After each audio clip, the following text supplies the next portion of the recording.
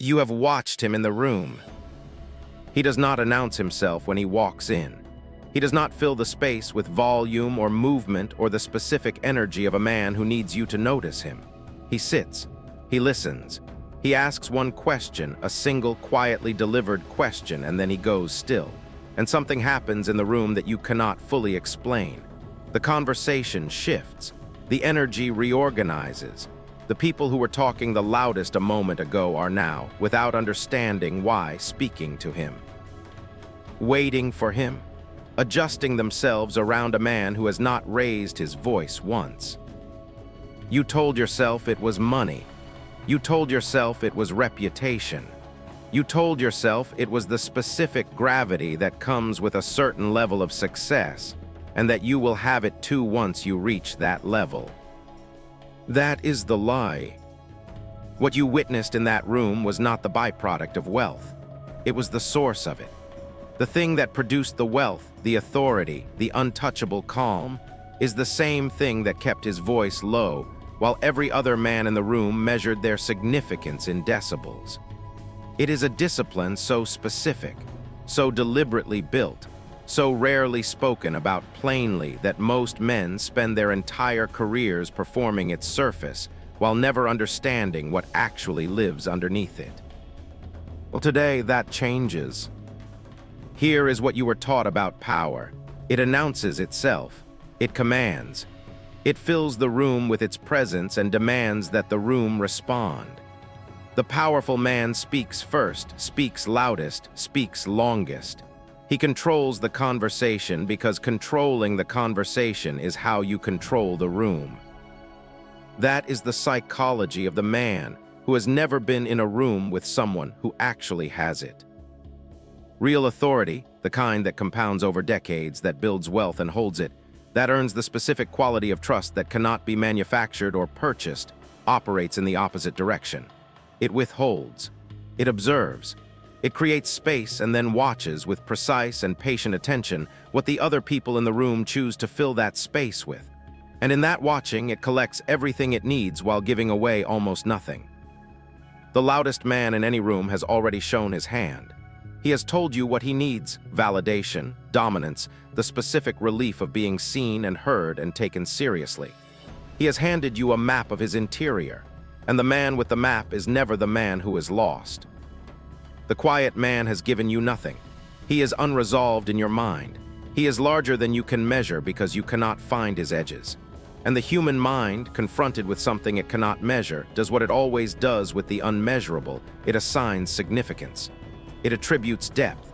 It decides, without being told, that what is withheld must be worth withholding. This is not performance. The man who tries to perform quietness, who manufactures stillness as a tactic without having built the interior that makes it real, is visible immediately to anyone who has spent time in rooms with the genuine article. The performed version has a quality of effort to it, a slight tension in the jaw, a controlled quality that reads as control rather than ease. It lasts until the pressure exceeds the performance, and then the volume returns, louder than before, carrying all the anxiety that the performance was barely containing. The real version is different. The real version is a man who is genuinely not afraid of the silence, who does not experience the unresolved pause as a threat that must be neutralized, who has built an interior so settled, so complete in itself, that the discomfort of the room is simply data, interesting, useful, worth observing, rather than a force that must be responded to immediately. That interior is not given, it is built, and the building of it is the work. The first thing you need to understand about the man who never raises his voice is that he has made a specific decision about what his words are worth. Most men treat their words as free. They spend them constantly, reflexively, without accounting for what the spending costs them. Every opinion offered without being asked. Every reaction expressed the moment it is felt. Every silence filled because the silence was uncomfortable. Every thought voiced because voicing it provided temporary relief from the pressure of carrying it. The words are free, so they flow freely. And because they flow freely, they are worth nothing. The man who never raises his voice has decided, at some point, through some combination of observation and hard experience, that his words are not free. That every word he speaks is a withdrawal from an account that is only replenished by silence. That the man who speaks constantly spends himself into poverty, and that the man who speaks rarely accumulates a wealth of attention and credibility that the constant speaker can never touch. Marcus Aurelius wrote in his private journals that he had learned to measure every word before he spent it, not as a performance of wisdom, as the genuine practice of a man who understood that undisciplined speech was evidence of undisciplined thought, and that undisciplined thought was the beginning of every mistake that had ever cost him something real. Speak only what serves, not what satisfies the impulse, not what relieves the pressure, not what fills the silence. What serves, everything else is expenditure with no return. The second thing to understand is what the quiet man is actually doing while you are talking. He is reading you. Not casually, not passively. He is reading you the way a skilled navigator reads the water, looking for the current beneath the surface, the hidden reef, the direction the wind is actually moving versus the direction it appears to be moving. He is listening to what you say and simultaneously registering what you do not say. The topic you circled 3 times without landing on. The name you mentioned too quickly. The offer you dismissed too easily. The question you answered with a question. Every one of these is information. Rich, precise, actionable information about who you actually are beneath the presentation you are running. Carl Jung observed that the things people are most desperate to hide are the things they reveal most clearly, not in what they say, but in the specific shape of how they avoid saying it. The man who listens with genuine, unhurried attention needs only to create enough space that the other person's patterns become visible. And silence is the most powerful space-creating tool that exists because the human nervous system cannot tolerate the unresolved for long. It fills, it elaborates, it reveals. The quiet man is not withholding his intelligence. He is investing it in observation rather than performance. And the return on that investment is the specific, irreplaceable advantage of knowing more about the room than the room knows about itself. The third principle is the one that operates beneath everything else, the one that makes all of this possible, and the one that cannot be faked, borrowed, or installed from the outside. The man who never raises his voice is not afraid of what you think of him. Not in the performed way, not in the way of the man who says he does not care what people think while visibly monitoring every face in the room for signs of approval or disapproval. In the genuine way. In the way of a man who has done enough interior work, been honest enough with himself about what he values and why, been through enough situations where the room's opinion was wrong or hostile or simply irrelevant, that the approval of the room has stopped being a source of fuel he requires to operate. This is the thing that produces the quiet. Not technique, not strategy. The specific freedom of a man who is not running any performance for the room because he does not need anything from the room. He is there to observe, to understand, to act when action is required, not to be seen, not to be validated, not to establish through volume and presence, and the management of other people's perceptions that he is a man worth taking seriously. He already knows he is worth taking seriously. He did that work privately without witnesses, in the unglamorous and invisible interior practice that most men skip, because it produces nothing that can be displayed. And because he did that work, he arrived in the room already complete, already enough, already stable in a way that external events cannot destabilize because his stability does not depend on external events. Epictetus, who owned nothing, who was enslaved, who had every external reason to be loud and reactive, wrote that the man who needs the room's approval is enslaved by the room regardless of what else he owns. And the man who has freed himself from that need is free regardless of his circumstances. That freedom is what the room feels when the quiet man enters it. Not wealth, not status, freedom. And freedom, in a world full of men performing their way through every interaction, is the rarest and most recognizable thing alive. The fourth dimension of this is what happens in negotiation, which is, in the end, the shape that almost every important conversation takes. Chris Voss spent decades as an FBI hostage negotiator in situations where the wrong word cost lives.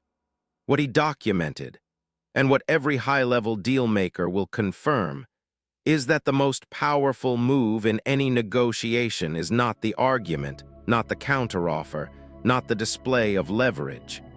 It is the silence after the offer. The full, unhurried, completely comfortable silence of a man who has made his position clear and is now waiting, genuinely, patiently, without any visible need for the other person to respond in a particular way. What happens in that silence is the entire negotiation. The other person's nervous system, trained by a lifetime of social interaction to experience unresolved silence as a problem to be solved, begins to work against them. They elaborate, they soften, they add concessions that were not on the table a moment ago. They negotiate against themselves in real time while the quiet man watches and says nothing and collects everything. The fifth thing, and the thing that ties everything together, is that this is not about being less. It is not about suppressing yourself, minimizing yourself, making yourself smaller to create the appearance of depth. It is about being so complete that you have nothing left to prove. The man who raises his voice is always proving something. He is proving that he is here, that he matters, that his position is valid, that he is not to be dismissed, that the room should adjust itself around him. He is doing the work of establishing his own significance in real time through volume and insistence, because the interior work that would have established it privately was never done. The quiet man has already done that work. He knows what he values and why. He knows what he will and will not accept and why. He knows who he is underneath the role he is playing in any given room, and that knowledge is so solid, so internally consistent, so free of the contradictions that borrowed values and unexamined beliefs produce, that he simply does not need the room to confirm it. The room's confirmation is pleasant but not necessary. The room's disapproval is interesting but not destabilizing. That is the source of the quiet, not discipline, not strategy, not the performance of restraint. The genuine, earned, deeply interior freedom of a man who has become sufficient unto himself, who arrived in the room already complete, already stable, already knowing exactly who he is and exactly what he is there for. There is a version of you that operates this way, not someday.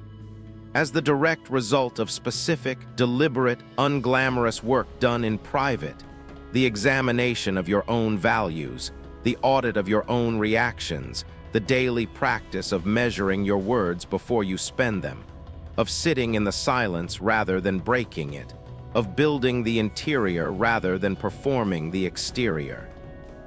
That version of you enters rooms differently. He listens at a depth that most people have never experienced from another person, and they feel it, the rare sensation of being genuinely seen by someone with no agenda other than understanding what is actually true. When he speaks, the room stops, not because his voice is loud, because it is rare, because every word he has spoken has been worth hearing, and the room has learned that, and it waits. He wins, not every time, but consistently, structurally, in the way that compounds over years into a life that the loud man, spending himself constantly, revealing himself constantly, cannot build regardless of his talent or his opportunity.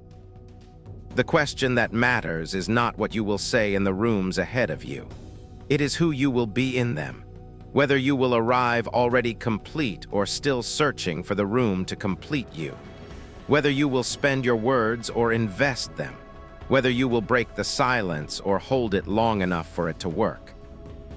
The work that produces that man is not complex. It is not secret. It is simply the daily, private, undramatic practice of building the interior, examining what you value, governing what you react to, sitting in the discomfort of the unresolved until it stops feeling like a threat and starts feeling like information. The wealthiest man in the room never raises his voice because he does not need to. He built something inside himself that made the volume unnecessary. That building is available to every man willing to do the work. Begin now quietly.